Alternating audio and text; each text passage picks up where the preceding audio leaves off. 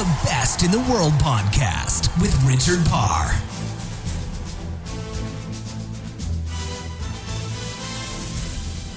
Hello and welcome to the Best in the World with Richard Parr. It is another week where we learn from the greatest sports stars on the planet. They are world champions, Olympic champions, world record holders and world number ones. They give us actionable insight that we can use for our everyday lives. I've got a fantastic guest for you this week and I'll tell you all about him in just a moment. But first I want to tell you about 99 Designs. 99 Designs is a design website where if you need anything created or designed such as a t-shirt or a logo or a business card or a website, then you can get 99 Designs to do it for you. What they do is they offer it to talented freelancers all around the world, and then you work closely with these freelancers to get your ideal product. It is something that I've personally used. I used it when I created the logo for Sportacino. Take a look at it at sportacino.com, and it is a product I really recommend, and because I personally use it, I would like for you to use it too. Why don't you go and check them out? Just head to sportacino.com/99 designs. Trust me, you will really, really like what they produce for you. And in fact, if you don't like what they offer in the first place, you can get your money back. All of the terms and conditions are, of course, on their website. Head to sportacino.com/99 designs. This week's guest is Casper Steinfath. Casper Steinfath is a stand-up paddleboard world champion. In fact, he's won a title in that sport 4 times at a world level, and he is fantastic on a whole range of topics, including overcoming fear. What's amazing about Casper is that he used to be scared to put his head underwater, and now he is a multi-time world champion in a sport which takes place on water. Pretty amazing, huh? Well, he gives us an insight into how he was able to overcome his fear and gives us tips on perhaps how we can overcome our fear, whether it's to do with water or anything else that comes up in our lives. He's also really good at goal setting and how we should look to have incremental goals. He'll explain more of that in the podcast. Plus, he talks about his amazing attempt at trying to paddle from Norway to Denmark. Or in fact, I think it was Denmark to Norway, the other way around. But either way, it's still 130 kilometres. And Casper just failed short slightly, but he'll explain exactly what happened in what is an amazing attempt of human performance. We love talking about high performance, sports performance, and learning about things we can learn in our everyday life. So let's get to it. Let's learn from the very best, the best in the world, the stand-up paddleboarding world champion, Casper Steinfath. The Best in the World podcast with Richard Parr.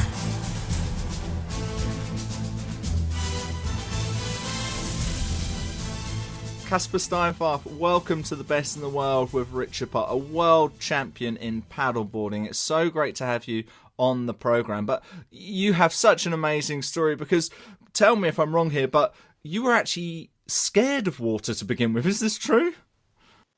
Yeah. Thanks, Richard. Actually, it's a funny story. Growing up in the cold north, the country of Denmark in Scandinavia, I grew up in this small fishing village where people were used to working in the ocean and people didn't really play much in the ocean. And I remember as a kid, I had this really strong phobia of getting my head underwater. And whether it was in the swimming hall or playing with my dad in the waves, I just did not like the idea of getting my head wet.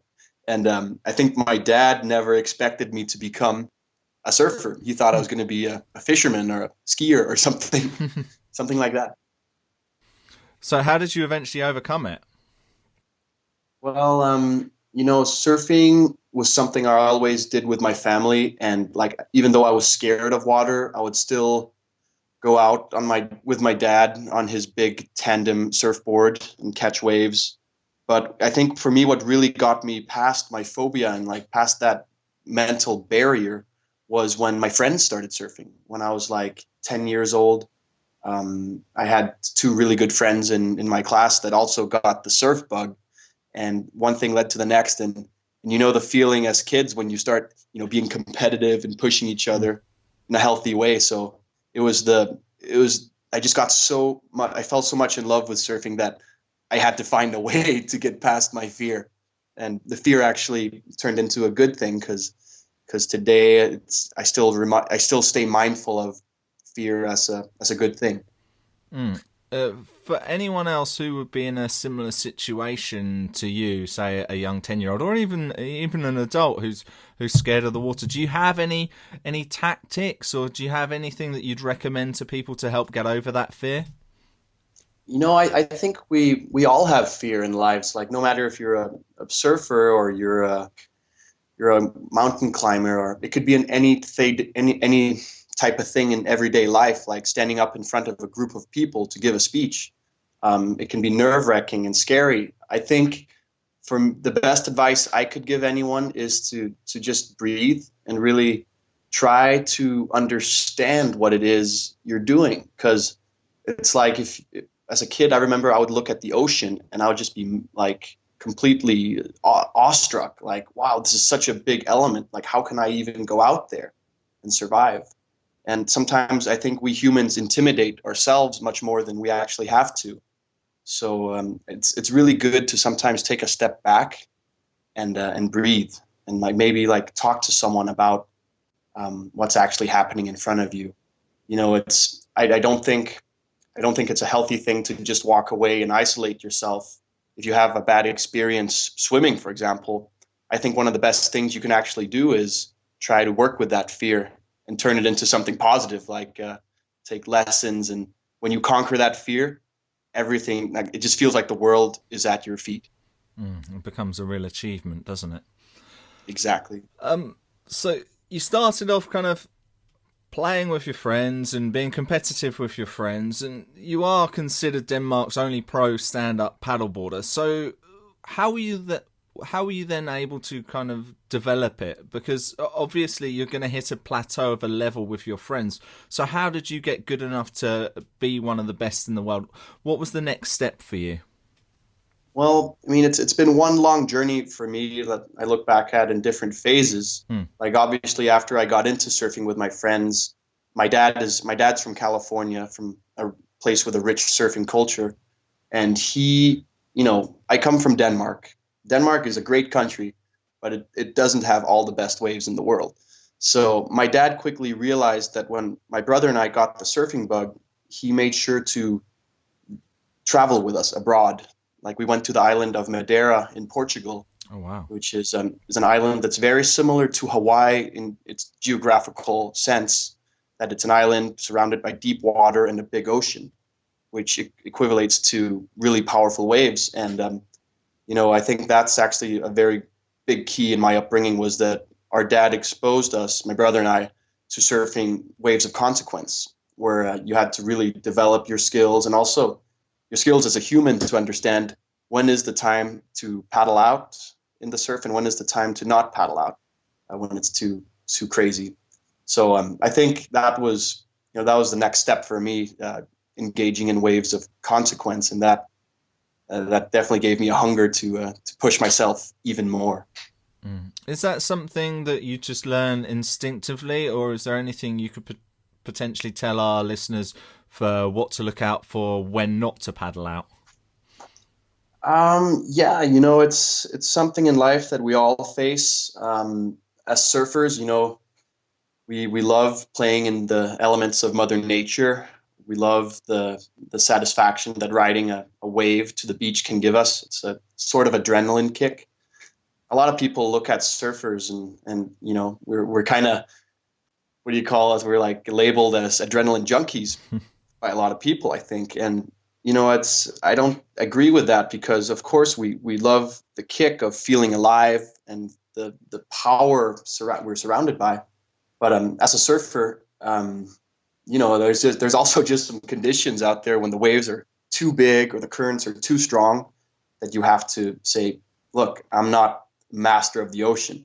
Mother Nature can do whatever she wants to me, and I can't do anything about it. So like, I think it's very important to look at, I mean, for everyone, like when you go to the beach, for example, look at the conditions on that given day and decide, is this something beyond my experience level? Like, can I cope with this? And actually, I have the biggest respect for people that are capable of making the choice of not going out, because that actually explains that you have a deeper understanding. Just talking hypothetically here, though, do you sometimes need to go out on those challenging waters at times just to push yourself a bit further, or is it just understanding where your level is at? Well, that's a tricky question, because you can say that if you always go out in conditions that you feel comfortable in, you're never going to progress. So it's kind of like a dichotomy of what you have to go. It's like you surf conditions and you paddle out on days when you feel happy about it and good about it, but then you also got to push your limits at some point, and it really comes down to all the experience you've accumulated over time that puts you on the beach on this given day with these, possibly big waves breaking. And if you feel that you understand the way the ocean is working, like you see the mechanics, like how to break through the rip currents and stuff, then you got to go for it.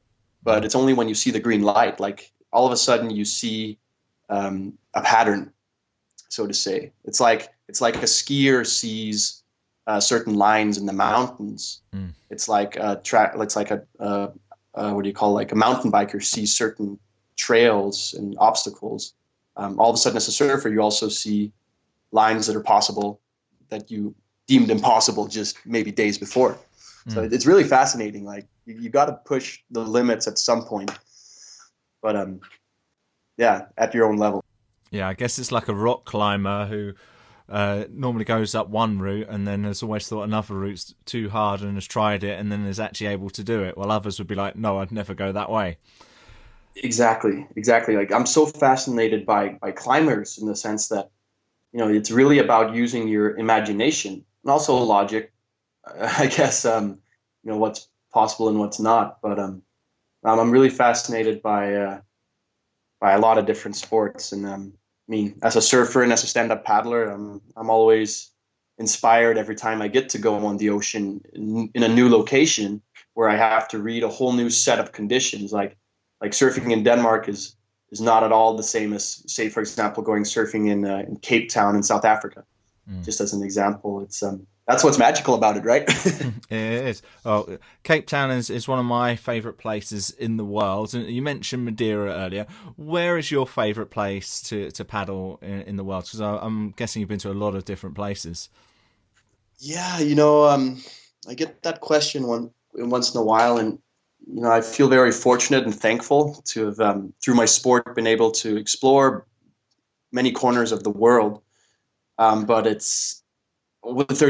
there's two places I kind of come down to. That's like my two dream places. One is Iceland in the North Atlantic. Iceland is such a fascinating place because it's a great, beautiful location to go paddling. Like whether you want to go on a stand-up paddleboard and paddle in the fjords next to the big icebergs, or you want to go surfing in the wild waves. Iceland's kind of got it all, and you have just the power of Mother Nature with the big mountains and volcanoes. I just feel I feel awestruck every time I get to go there. And you mentioned the logic there of different sports. And are you a person who's interested in like logical thinking, and is that something you look into beyond your own sport? Yeah, sort of. I consider myself, an athlete, but I also, as a human being, like I always feel very engaged in what's going on around me. But I guess in some ways you could say surfing is logical. In some ways it's totally emotional as well. It's really about the feeling and like the sensation of gliding across water. Actually, one thing I keep thinking of is a term I've come to really like is the French. They have a term for all the board sports, like whether you're gliding on water on a surfboard or you're gliding across the snow, or skateboarding or in motion. The French have this term called sports de glisse. I don't know if you're familiar with that, but it really sums up the whole feeling of a board rider. That it's kind of this feeling that you don't get anywhere else in life. And I'm 100%. I think I'm more feeling than logic. The Best in the World podcast with Richard Parr.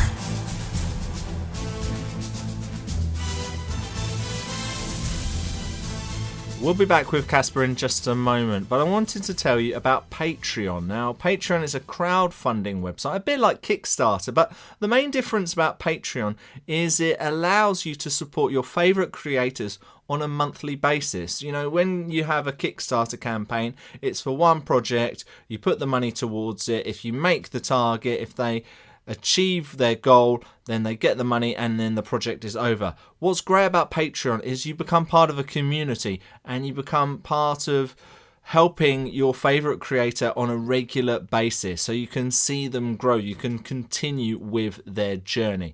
And of course, our podcast, The Best in the World with Richard Parr, is on Patreon. It's one of the ways that we're looking to help monetize this program so we can keep it on the air, so we can continue to learn from the greatest sports stars on the planet.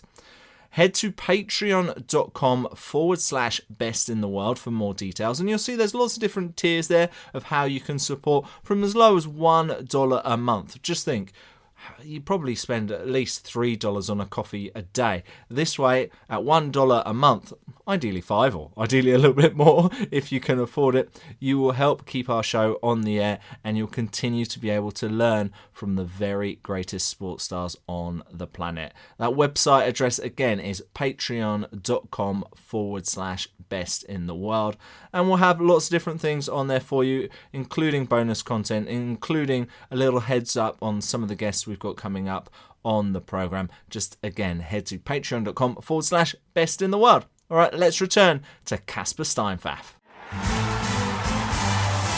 The Best in the World podcast with Richard Parr.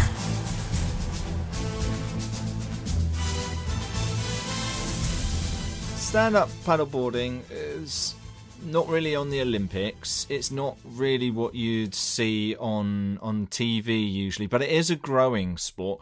Can you just explain to us what a typical race would involve, Casper? So stand-up paddling it's still a new sport. It's growing really fast, and all across the world, you're seeing races. The racing part of stand-up paddling is really thriving because you can paddle anywhere. There doesn't have to be big waves. You can do it in flat water locations on lakes and fjords and stuff as well. But a typical stand-up paddle race is like a 5-kilometer course. It could be anything from just a cruise down like a canal through a beautiful landscape. There's a couple different styles of races, but the most action-packed and exciting one for me is it's called the technical race, and it's like a 4 to 5 kilometer race where you start on the beach, you run with your board into the water, and it's kind of like the border cross of stand-up paddling, where you have to turn around buoys. Oh, wow. And you have to come back to the beach. And you have a caddy that picks up your board for you while you have to run up around these chicanes on the beach and stuff. And it really is kind of like a border cross. And it's what's cool to me about stand-up paddling is that it's so dynamic. I mean, you can do all these crazy surf moves, like you can race through the surf as well, which creates an extra excitement level, but you can also just take it on expeditions. You can go to your local lake or wherever your imagination takes you. So, well, I guess I was talking about a stand-up paddle race, and I went off on this tangent. But no, it sounds really interesting. What's been your favorite race you've ever done? I've probably my favorite race from like personally, like from an action-packed point of view, is when I won my third world title. It was in Fiji last year, where I was racing in the final of the technical race at a remote location called Cloudbreak. It's a legendary surf spot, and we had the race there. So part of this race was we had 3 laps of a kilometer each, and on each lap you had to go through the surf and catch a wave as well. And it was just so awesome. Like the waves would separate the field, and like the guys that were in front, all of a sudden they would be in the back, and it was really like the peloton was getting all mixed up, and you couldn't, it's just impossible to guess who was going to win. Oh, And wow. For me, it was my favorite because I had a good start, but I fell back into the peloton, and I was like I was in 4th or 5th spot most of the race, and I was kind of over it, and I'd given up almost at the end.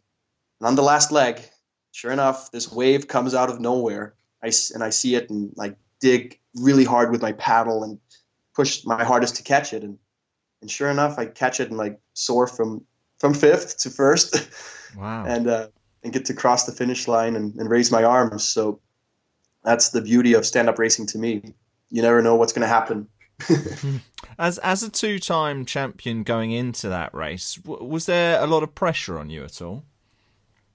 I would say there was a fair amount of pressure, especially given that I got 2 titles already, and it was my favorite discipline.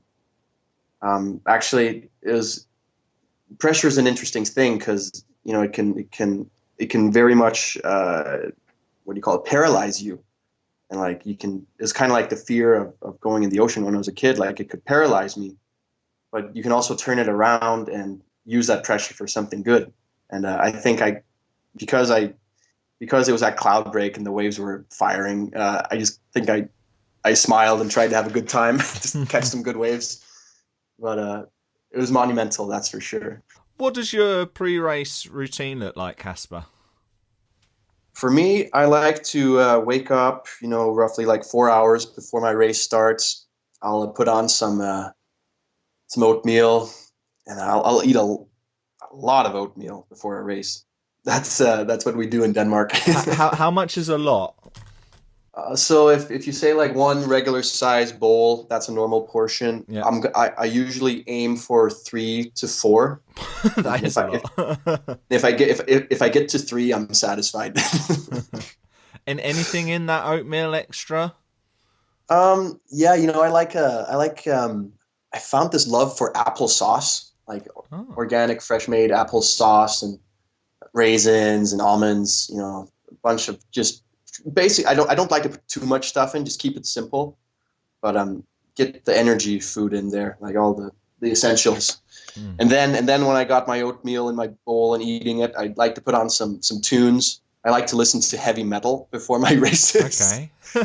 Like I like to put on some Iron Maiden and some other good stuff. Gets me going. Superb. And what happens next? Is it then just heading to the event? Yeah. So then I go to the event, and that's a very interesting thing as well, because at the event you're not isolated anymore. Like you're in the spotlight from the moment you get to the event site, and whether it's journalists or photographers that want to catch up with you or fans, you gotta sort of balance that, because being a modern athlete is not just, in my opinion, being a modern athlete is not just winning and staying focused on your training. It's also meeting people, and you're a character in a play that people want to be part of your story as well. And I try and maybe up till an hour before the race, I try to be open and answer questions and pose for photos and hang out with people. But that last hour before it's time, I like to just isolate myself, put in some more good music, start doing some on land warm-ups, getting the blood flowing in my body, and then get ready for battle, kind of like the old Vikings do. Was there a moment then when you were kind of, you say you've got a lot of people asking you questions and wanting to speak to you. Was there a moment where you went from, I'm just this guy turning up to an event and no one really knows who I am, to, oh, everyone wants to speak to me and talk to me? And was, if that did happen, how easy was that transition? It's kind of, it is fascinating thinking back on my journey. Like, is when I started competing, I was very mellow about it. I always wanted to win, and I'll do my best to win. But at events, it was easy because no one, I was just Casper. Like, I was not a big name or anything. But then I think the moment it really became apparent to me was this year in we had the World Championship in Denmark, in Copenhagen, in cold Hawaii, and just the contrast since my first race in 2009 to how I was standing in the summer in Copenhagen was the biggest contrast of worlds I've ever experienced. Like, where people wanted to, wish me luck and, want to make sure I'm ready or whatnot. It's definitely been a transition, and I'm very thankful that so many people follow what I'm doing and have followed my journey. Because I've just been doing this. I've been doing stand-up paddling and racing because it's my passion and the goals I wanted to achieve. But if you'd asked me like 6 years ago if I would ever be on top of the world, I don't know what I would have answered, because this is kind of completely out of this world where I am now, and it was crazy. Right, so it sounds like you become an excellent ambassador for Denmark and for the sport. And has that encouraged more people to join the sport from your country? I would say that stand-up paddling has been on a wave of popularity in recent years. It's still growing here in Denmark. I mean, in Denmark we have 7,000 kilometers of coastline, of waterline, and it's just the perfect place for stand-up paddling. And that was one of the goals with the World Championship this year, was to highlight that we have all this water and these great accessible beaches. So stand-up paddling is definitely growing, and to see, I think to me what means the most personally is seeing kids, young kids that embrace this new sport and dream. Like, I see in some of my younger friends, like, their dreams of racing and becoming top of the world, but also traveling the world and viewing the planet we live on through the glasses of this sport. So that's what makes me really happy, is that I can be part of inspiring the next generation. And that's what we're going to look back at eventually as athletes, is what legacy do we leave behind, and is it something we're proud of? I think every athlete can relate to that. Yeah, it's really important. And you mentioned the travel there again, Casper. And what's great about the world today is we can fly most places. Yet earlier this year, you decided to paddle from Denmark to Norway, which I believe is about 130 kilometres. Why did you decide to do that, Casper? Why did I decide to go back to living like the ancient Vikings? Pretty much. I don't. Well, I know why. It's we live in a world where we have a lot of luxuries around us. We're able to live the lifestyle we want. We can choose whatever education we want. We can choose a lot of things, what sports we want to do.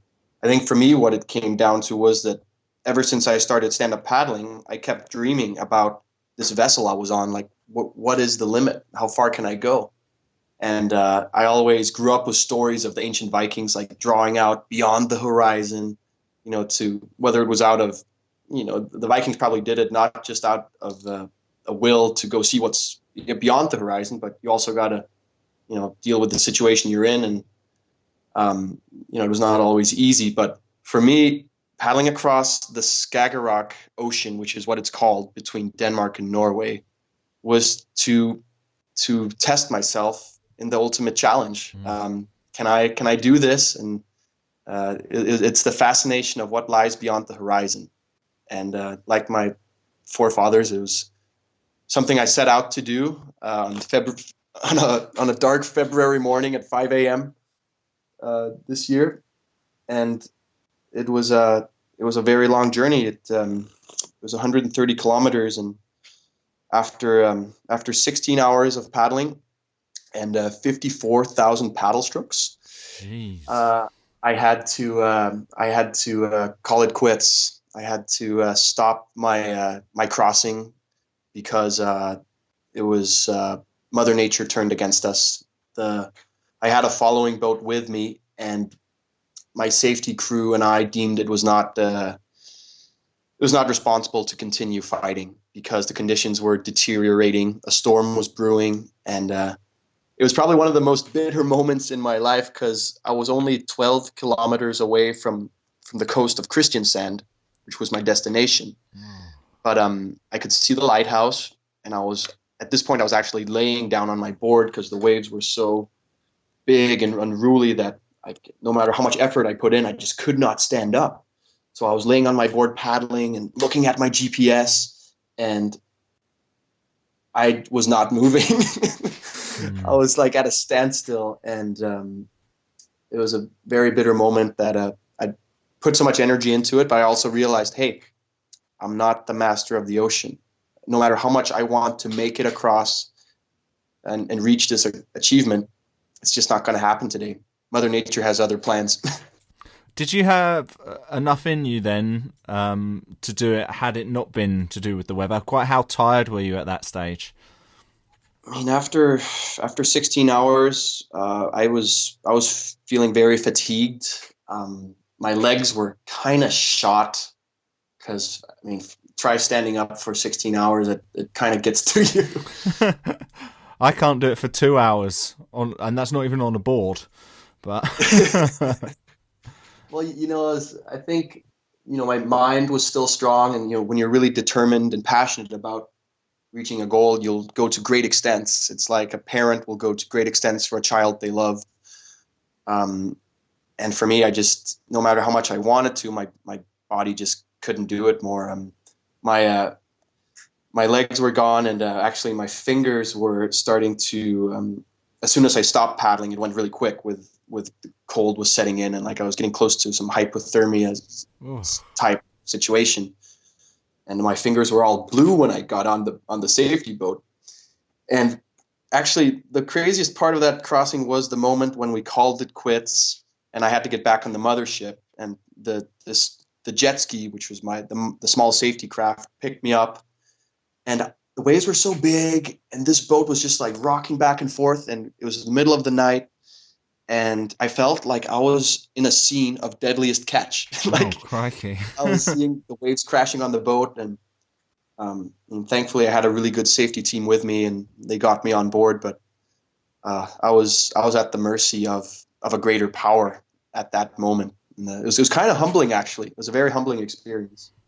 Why February? Because I'm guessing it'd be a bit warmer if you'd done it in June, July, August. There would also be more light. Yeah.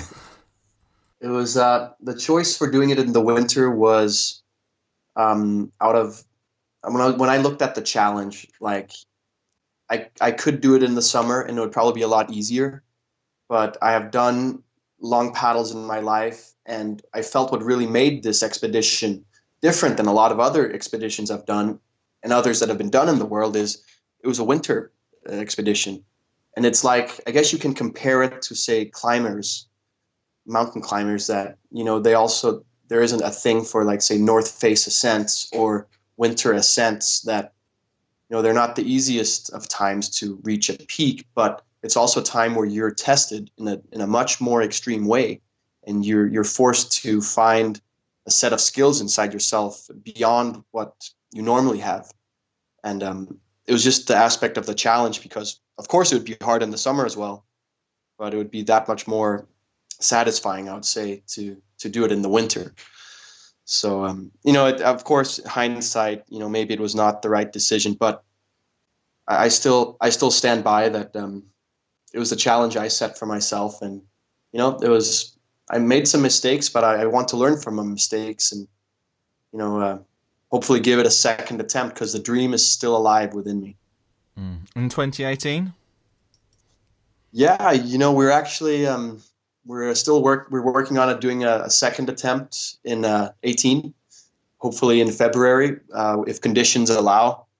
That's the other thing. You got to, with lots of winter storms coming through at these latitudes, you got to wait for the right moment to cross. So if everything goes right, I'll set out again in February from Denmark, going to Norway, and try to learn from what went wrong last time, and hopefully I can reach Norway and make a dream come true. I'm sure that'll happen. I'm keeping my fingers crossed for no more storms when you next try it. When you were preparing for it, did you do anything differently to what you normally do throughout the season?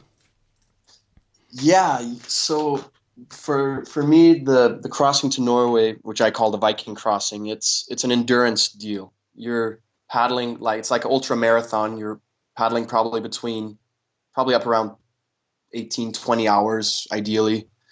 And my preparation for that is so much different than what I normally do for stand-up racing, because my type of racing normally is like more of a sprint or explosive style thing with lots of buoy turns and sprint situations.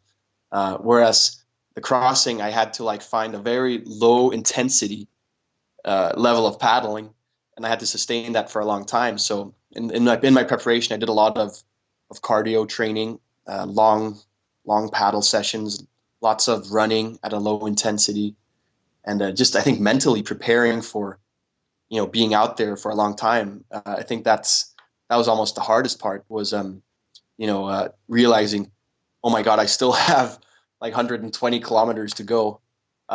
Mentally was the hardest thing to deal with. And I had to find a method to break it down into segments, because if I always thought about the final goal of reaching Norway, which is maybe 18 hours away, I would never make it. So I started breaking it into 1 hour segments, and every time I paddled 5 kilometers, I would give myself a high five and a smile. I feel like I achieved something.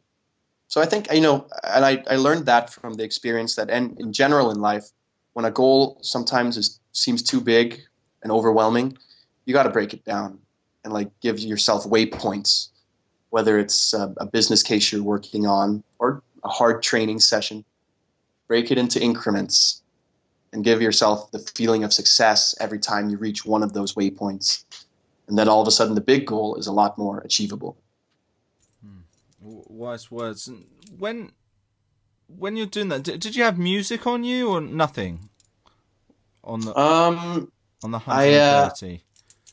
Nah, in hindsight, I would love to have had music.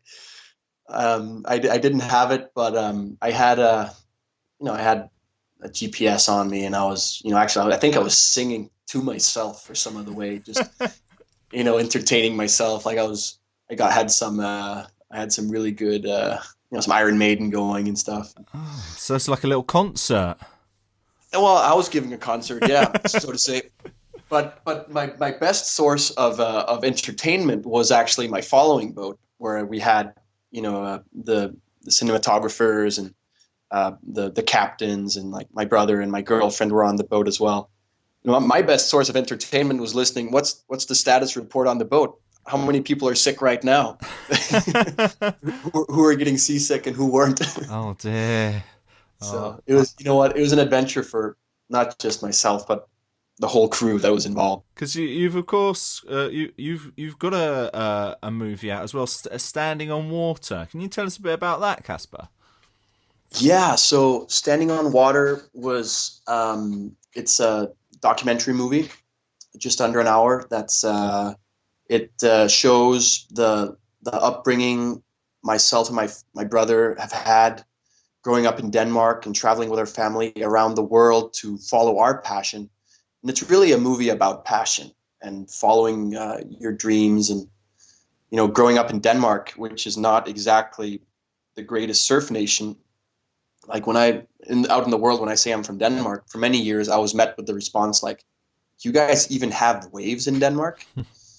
And it was kind of, the movie Standing on Water shows the journey I was on to show the world that Denmark was a legit surfing nation, and it also shows the community camaraderie of a small town, because Klitmøller, the small village I live in, is we only have 800 people that live here, and there's a unique feeling of fellowship and brotherhood, and it's a movie about passion and facing your fears, and I would recommend anyone with a deep passion for life to give it a watch. It's available for free to watch on Red Bull TV, and it's still it's amazing to see how the movie has touched people all around the world.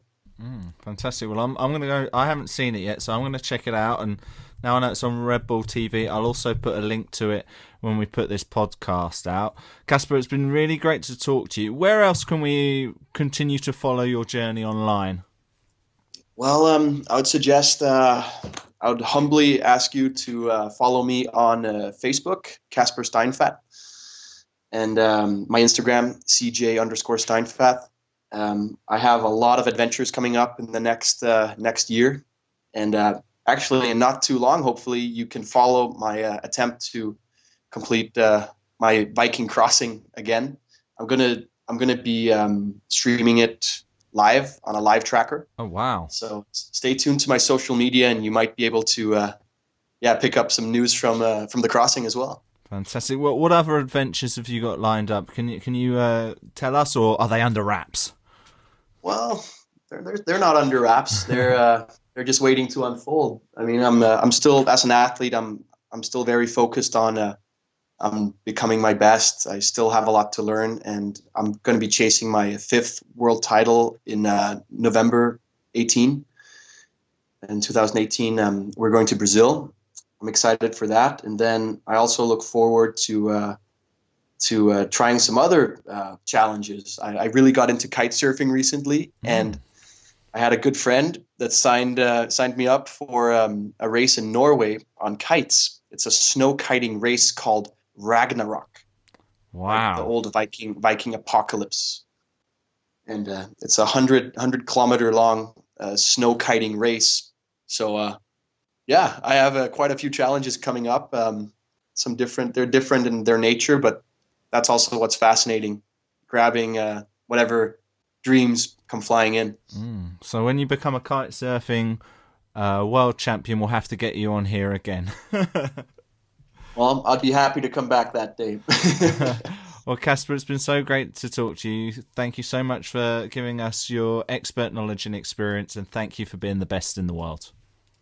I appreciate it. Thank you, Richard. Aloha. The Best in the World podcast with Richard Parr.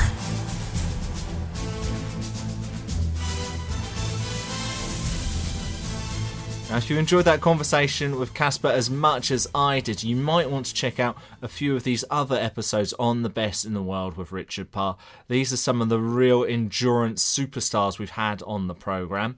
Another paddleboarder was Damien Ryder. That's all the way back at episode 16. He broke 3 endurance world records when he paddleboarded 800 kilometres. Yes, you heard right, 800 kilometres from the Gold Coast to Bondi Beach in Australia. Have a listen to that. Around the same time, I also spoke to Lisanne van Vuren.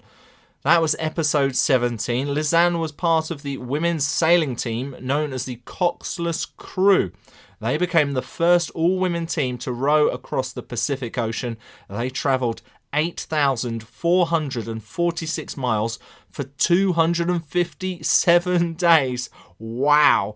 Really good story from Lisanne on the podcast. Plus, I also spoke to Jamie McDonald. That was episode 55. He cycled from Bangkok to Gloucester. That was 14,000 miles.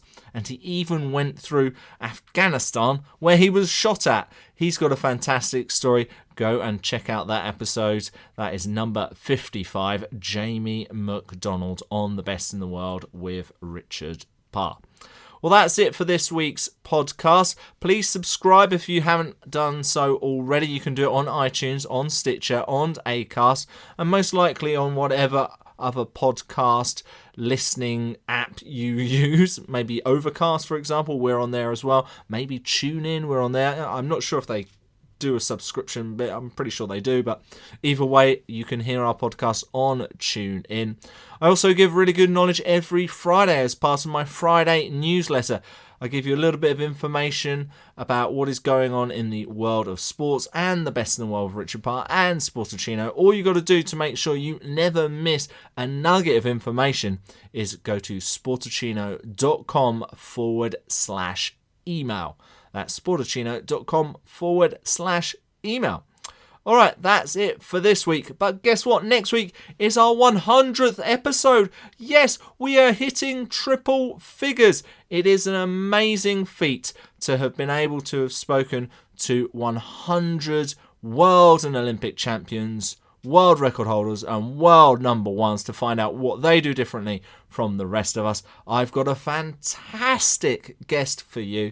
I spoke to her only about a month ago. It's been in the locker, been saving it for you for this 100th episode. You do not want to miss it. It will be out next Thursday. Until then, have a great week. Goodbye. The Best in the World podcast with Richard Parr.